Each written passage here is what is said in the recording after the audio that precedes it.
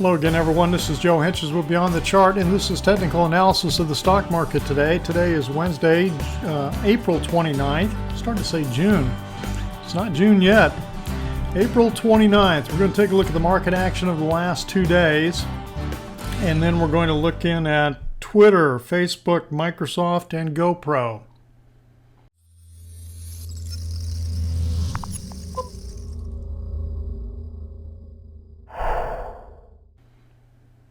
Okay, so let's start off with the Dow. Dow was down 74 points today after being, what was it, up 37,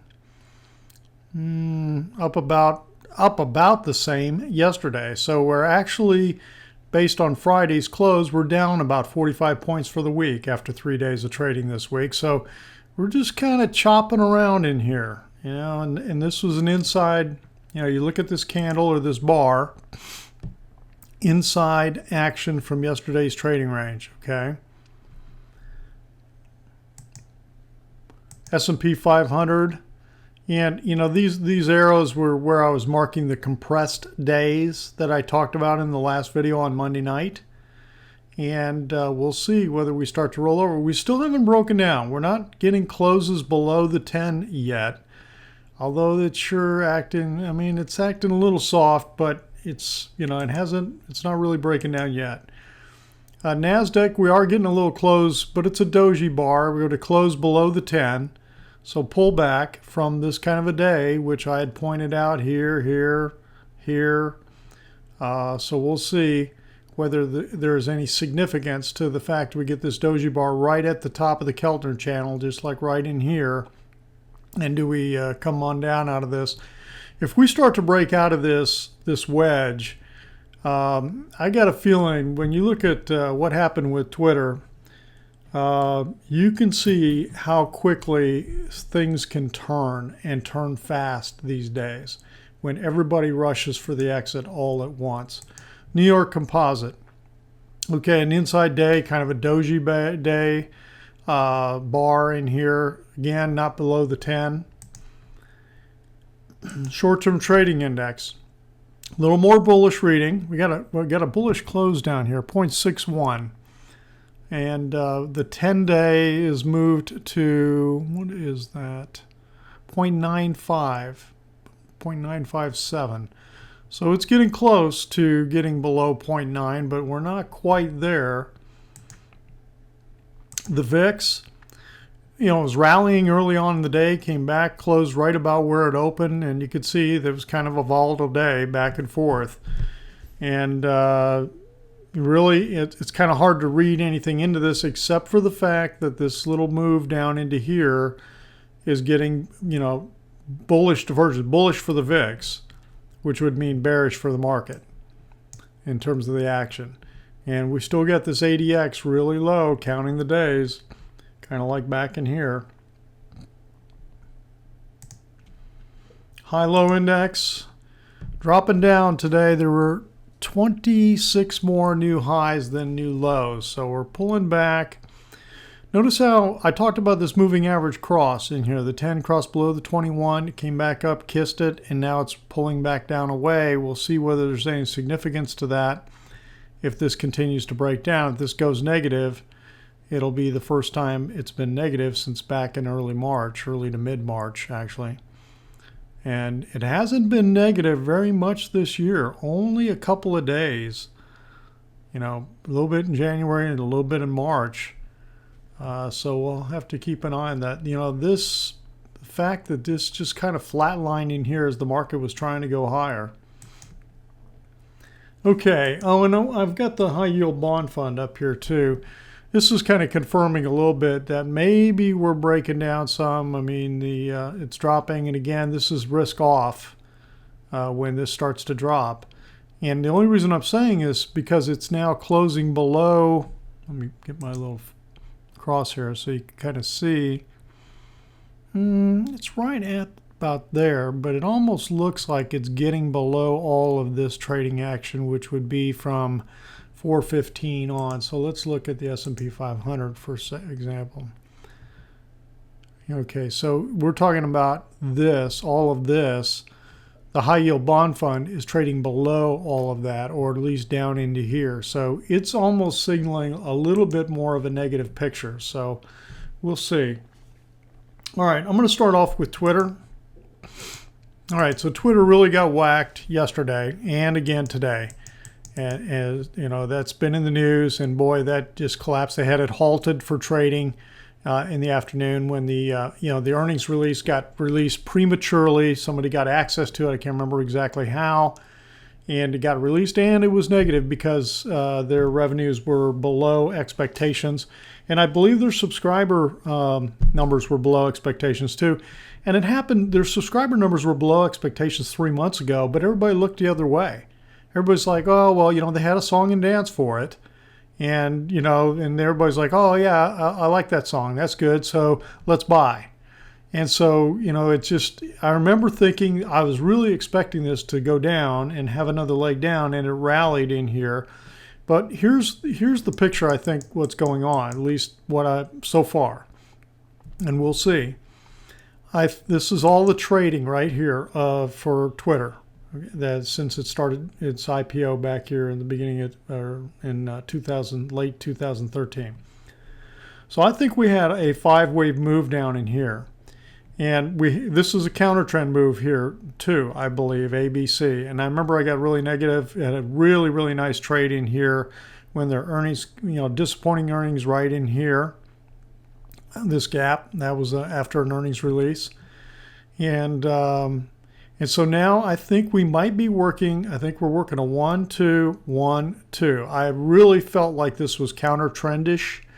I was trying to I think I tried puts a couple of times. I know I got puts in here on this day and got stopped out, I think, on this day. Very unfortunate. I probably was working too tight a stop, and missed this move, which is just, a killer. That would have made my month. But anyway, so that's the play that I think is happening right now. We'll see. It's going to need for this to continue on. It's acting like a wave 3. It's acting like a wave 3 of 3 to the downside. This kind of dramatic action, this kind of dramatic move. But it's going to need to, go past this low down here to confirm that type of move. And that's 34.62. So we'll see if we'll get down and break that low, and that was just last December 9th. So that's the scenario I've got on it. I know that somebody, one of the charting guys had made a big symmetrical triangle and said this thing could be over 100, yada yada, but I don't know. I just right now this is my best take on it. And let's see, the next one is Facebook. Now, Facebook is interesting. This has been chopping, and I've talked about this a little bit before. This has been really, all these overlapping waves are corrective waves, chopping sideways. I think it may have ended right in here, and that we're launching another move up. But we're struggling a little bit. But I think we got a little 5-wave move here and a pullback, and then another move here. And so right now, I'm still staying with that this is 1, 2, 1, and 2. This is some kind of corrective move in here. Now this scenario goes away if it breaks below this peak here, but we'll see. We may get some support in here at the 55. I mean, we still got the 21 above the 55 above the 233. I am getting a little wary. The stocks are starting to get hammered, and the market's high. So this could still be part of corrective action right now. But I'm going to stay with this until the scenario, until it fails, is basically the word I'm looking for. All right, the next one is Microsoft. Now, Microsoft is another one. Boy, this kind of a move, you're like, what the heck is going on? I mean, just going straight up. So when I look back at this, my best assessment of this is this looks like it's in some kind of 5-wave. Okay, so here's 2009. So here's a major move up and a chopping sideways, kind of triangular sideways wave structure that you then make a move here, like say 1, 2, strong wave 3. and then a corrective wave 4. And we're getting some kind of triangular action in here, although it does look to me like it's a little more of a combination kind of complex correction, like an A, B, C, X, A, B, C, you know, or something. I haven't labeled it out in here, that I think ended right in here, okay? Some kind of combination. And the reason why I'm thinking, you know, that makes sense is because here you had a simple, you know, zigzag corrective action in here. And so now we're in this fifth intermediate wave up, which is very, very strong. Now, you know, this could be, you know, it could be getting ready to pull back or whatever, but again, that's just a roll of the dice. I mean, to me, you don't short a move like this. You know, it's so overbought, it's so strong. And like we've talked about, when you get royally overbought, sometimes you get these readings on DI plus and you know you're at an extreme. But sometimes it just consolidates and keeps going. Okay, so I mean, look how strong this ADX is, up over 85. I mean, not RSI, up over 85. Okay, that is extremely, extremely strong. So I look back and said, okay, you know, when did it have a move like this, similar to this? So I looked and said, well, you know, this move right here looks pretty straight line up, and this was what, April, May of 2013. What was the, but see, you started to get some divergence in here, right here. But even with this first divergence showing, it just kept pushing. And it took a couple of divergences before this rolled over, and then it didn't even roll over that much. It rolled over back to the 55 and got support and then rallied again and retested the high. So, you know, bullishness dies hard is my perspective on it. I mean, just, you know, just like with Twitter. I mean, Twitter didn't want to roll over. I mean, bullishness dies hard.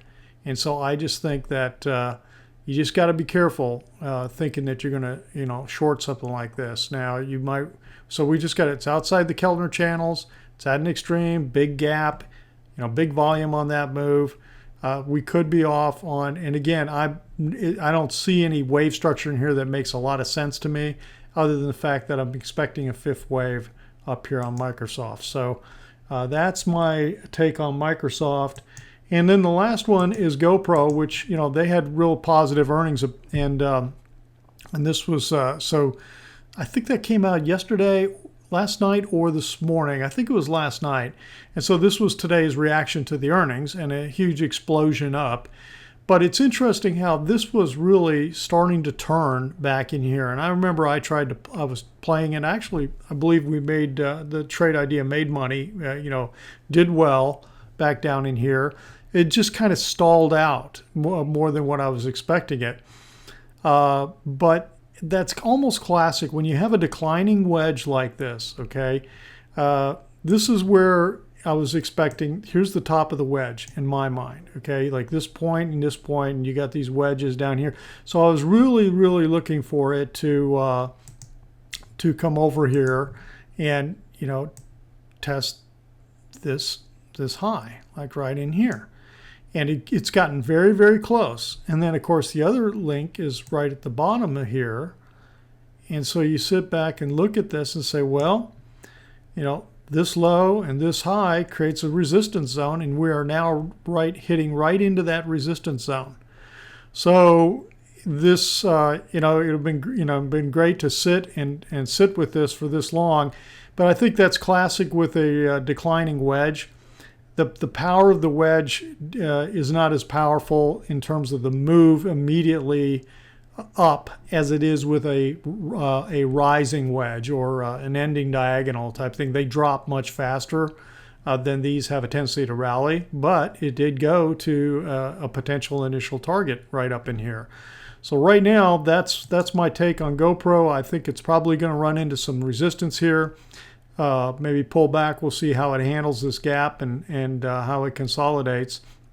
But let me back out of the picture a little bit more on GoPro. Is that? Well, that is all of it. That's right. That's right. GoPro hasn't been trading that long. You know, which is another, you know, you just don't have a whole lot more to read into it. So we'll see. It's hitting this resistance, and we'll see what kind of reaction we get out here. But you know, if you were in down in here and we're holding, I mean, this might be a great place to take short-term profits. So anyway, that's it for tonight. I will be back. What is it tonight? Wednesday. Be back on Saturday morning or Saturday sometime with the weekend update and a little more detail on everything. And so if you're not watching me, if you're watching this anywhere else besides my website, head over there. And by the way, I know I put a little short video on the website about it, but I released the third video today, early this morning, of my 3-video training series. So if you haven't opted in to take a look at that, do that.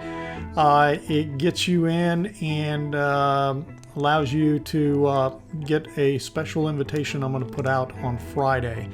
And if you haven't opted in to look at the training, you won't be on the list for the special invitation. But, you know, these training I think is really, really good, really valuable, and I look forward to your comments on it. So, all right, this has been Joe from Beyond the Chart. Have a great Thursday, Friday, everyone.